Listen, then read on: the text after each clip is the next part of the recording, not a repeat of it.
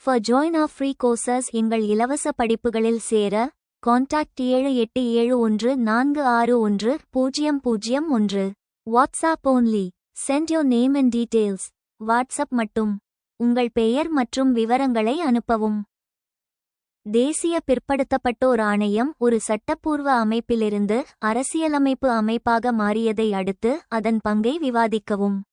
1993 இல் உருவாக்கப்பட்ட போது இது ஒரு சட்டப்பூர்வ அமைப்பாக ஸ்டாச்சுட்டரி பாடி மட்டுமே இருந்தது. ஆனால் 102வது அரசியலமைப்பு சட்டத்திருத்தம் 2018 மூலம் இது அரசியலமைப்பு அந்தஸ்து கான்ஸ்டிடியூஷனல் ஸ்டேட்டஸ் பெற்றது. இதன் முக்கியத்துவம் மற்றும் மாற்றப்பட்ட பங்கை ரோல் கீழே உள்ளவாறு விவாதிக்கலாம். அந்தஸ்து மாற்றம் சேஞ்ச் இன் ஸ்டேட்டஸ். முன்பு 1993 முதல் 2018 வரை இது நாடாளுமன்றச் சட்டத்தால் உருவாக்கப்பட்ட ஒரு சாதாரண அமைப்பாக இருந்தது. அதன் அதிகாரம் வரம்புக்குட்பட்டது. தற்போது 2018 முதல் 102வது சட்டத்திருத்தத்தின் மூலம் அரசியலமைப்பில் விதி 338B ஆர்டிக்கிள் 338B சேர்க்கப்பட்டு தேசிய தாழ்த்தப்பட்டோர் ஆணையத்திற்கு NCSC இணையான அதிகாரம் இதற்கு வழங்கப்பட்டுள்ளது. அதிகார வரம்பில் மாற்றம் எக்ஸ்பான்ஷன் ஆஃப் ஃபங்க்ஷன்ஸ். சட்டப்பூர்வ அமைப்பாக இருந்தபோது அதன் பணி மிகவும் குறுகியதாக இருந்தது. தற்போது அது விரிவடைந்துள்ளது. பட்டியல் தயாரித்தல் vs குறைதீர்த்தல். பழைய பணி முன்பு பிற்படுத்தப்பட்டோர் பட்டியலில் OBC லிஸ்ட் எந்த ஜாதியைச் சேர்ப்பது அல்லது நீக்குவது என்று பரிந்துரைப்பது மட்டுமே இதன் முக்கிய பணியாக இருந்தது.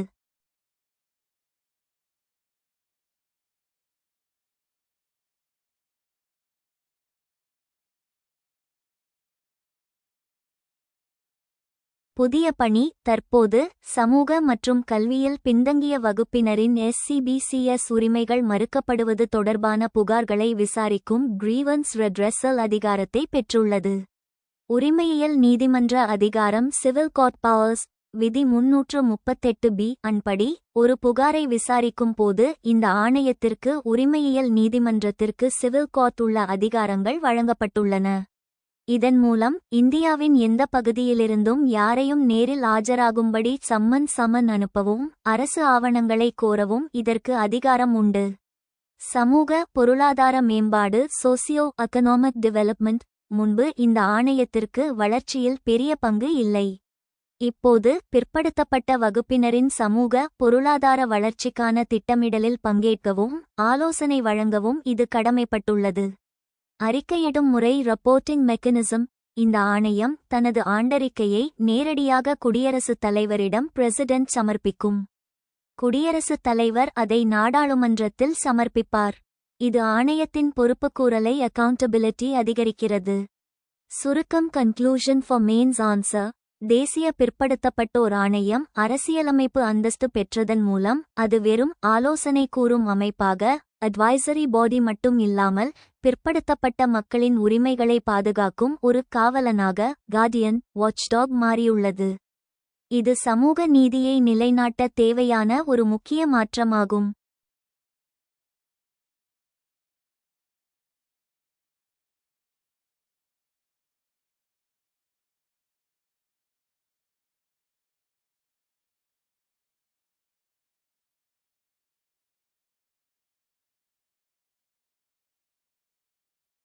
Discuss the role of the National Commission for Backward Classes in the wake of its transformation from a statutory body to a constitutional body. தேசிய பிற்படுத்தப்பட்டோர் ஆணையம் ஒரு சட்டப்பூர்வ அமைப்பிலிருந்து அரசியலமைப்பு அமைப்பாக மாறியதை அடுத்து அதன் பங்கை விவாதிக்கவும். The National Commission for Backward Classes NCBC has undergone a significant transformation from a statutory body to a constitutional body. Thanks to the 102nd Constitutional Amendment Act of 2018. This change has substantially enhanced the role and authority in addressing issues related to other backward classes OBCs in India. 2018 ஆண்டின் 102வது அரசியலமைப்பு திருத்தச் சட்டத்தின் மூலம் தேசிய பிற்படுத்தப்பட்ட வகுப்பினருக்கான ஆணையம் NCBC ஒரு சட்டப்பூர்வ அமைப்பிலிருந்து ஒரு அரசியலமைப்பு அமைப்பாக குறிப்பிடத்தக்க மாற்றத்திற்கு உட்பட்டுள்ளது. இந்த மாற்றம் இந்தியாவில் பிற பிற்படுத்தப்பட்ட வகுப்பினர் OBCS தொடர்பான பிரச்சினைகளை தீர்ப்பதில் NBயின் பங்கையும் அதிகாரத்தையும் கணிசமாக மேம்படுத்தியுள்ளது. கீ ரோல்ஸ் அண்ட் ரெஸ்பான்சிபிலிட்டிஸ் முக்கிய பாத்திரங்கள் மற்றும் பொறுப்புகள். Investigating and monitoring. NCBC investigates and monitors constitutional and legal safeguards provided for OBCS, assessing their effectiveness and addressing complaints regarding deprivation of rights and safeguards. விசாரணை மற்றும் கண்காணிப்பு. NCBC OBCகளுக்கு வழங்கப்படும் அரசியலமைப்பு மற்றும் சட்ட பாதுகாப்புகளை விசாரித்து கண்காணிக்கிறது, அவற்றின் செயல்திறனை மதிப்பிடுகிறது மற்றும் உரிமைகள் மற்றும் பாதுகாப்புகளை இழப்பது தொடர்பான புகார்களை நிவர்த்தி செய்கிறது. Advisory role. NCBC advises the government on policies and schemes related to OBC welfare and development, evaluating progress and recommending improvements. ஆலோசனை பங்கு. OBC நலன் மற்றும் மேம்பாடு தொடர்பான கொள்கைகள் மற்றும் திட்டங்கள் குறித்து NCBC அரசாங்கத்திற்கு ஆலோசனை வழங்குகிறது, முன்னேற்றத்தை மதிப்பீடு செய்கிறது மற்றும் மேம்பாடுகளை பரிந்துரைக்கிறது.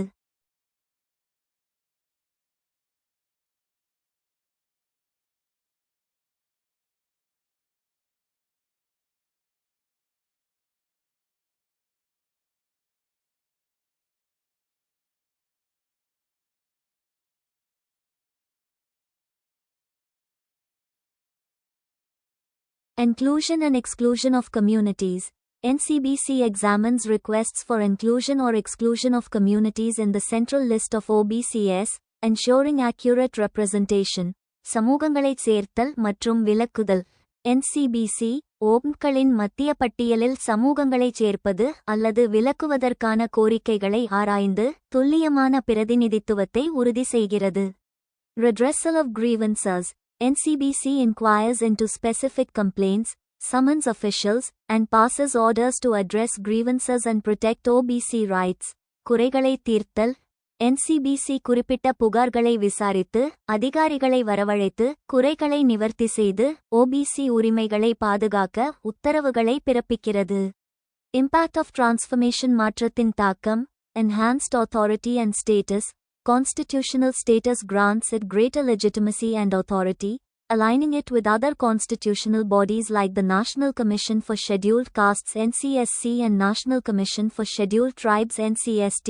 மேம்படுத்தப்பட்ட அதிகாரம் மற்றும் அந்தஸ்து. NCBCயின் அரசியலமைப்பு அந்தஸ்து அதற்கு அதிக சட்டபூர்வமான தன்மையையும் அதிகாரத்தையும் வழங்குகிறது. இது தேசிய பட்டியல் சாதிகள் ஆணையம் NCSC மற்றும் தேசிய பட்டியல் பழங்குடியினர் ஆணையம் NCST போன்ற பிற அரசியலமைப்பு அமைப்புகளுடன் இணைக்கிறது. Increased autonomy. NCBC enjoys greater autonomy in its functions and decisions, enabling it to address OBC issues with greater efficacy and impartiality. அதிகரிக்கப்பட்ட சுயாட்சி.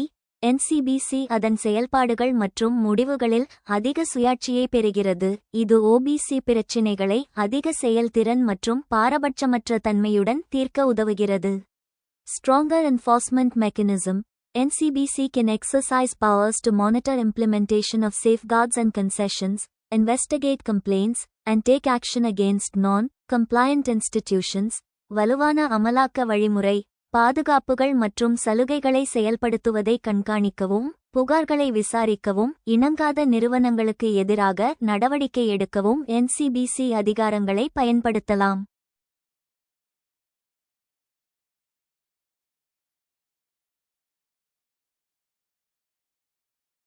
Benefits and challenges. நன்மைகள் மற்றும் சவால்கள். Empowerment. Transformation has instilled confidence among OBCS, enabling them to assert their rights more effectively. அதிகாரமளித்தல். NBயின் மாற்றம் OBCகளிடையே நம்பிக்கையை ஏற்படுத்தியுள்ளது, இதனால் அவர்கள் தங்கள் உரிமைகளை மிகவும் திறம்பட நிலைநாட்ட முடிகிறது. Increased accountability. NCBC is now accountable to Parliament, fostering transparency and ensuring alignment with constitutional principles of equality and social justice. பொறுப்புடைமை அதிகரிப்பு. NCBC இப்போது நாடாளுமன்றத்திற்கு பொறுப்பு கூறக்கூடியதாக உள்ளது, வெளிப்படைத்தன்மையை வளர்க்கிறது மற்றும் சமத்துவம் மற்றும் சமூக நீதிக்கான அரசியலமைப்பு கொள்கைகளுடன் இணக்கத்தை உறுதி செய்கிறது. Challenges.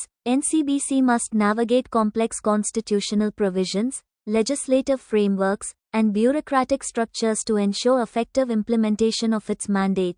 சவால்கள். NCBC அதன் ஆணையை திறம்பட செயல்படுத்துவதை உறுதி செய்ய சிக்கலான அரசியலமைப்பு விதிகள், சட்டமன்ற கட்டமைப்புகள் மற்றும் அதிகாரத்துவ கட்டமைப்புகளை வழிநடத்த வேண்டும். For join our free courses எங்கள் இலவச படிப்புகளில் சேர contact 7871461001. WhatsApp only. Send your name and details. WhatsApp மட்டும். உங்கள் பெயர் மற்றும் விவரங்களை அனுப்பவும்.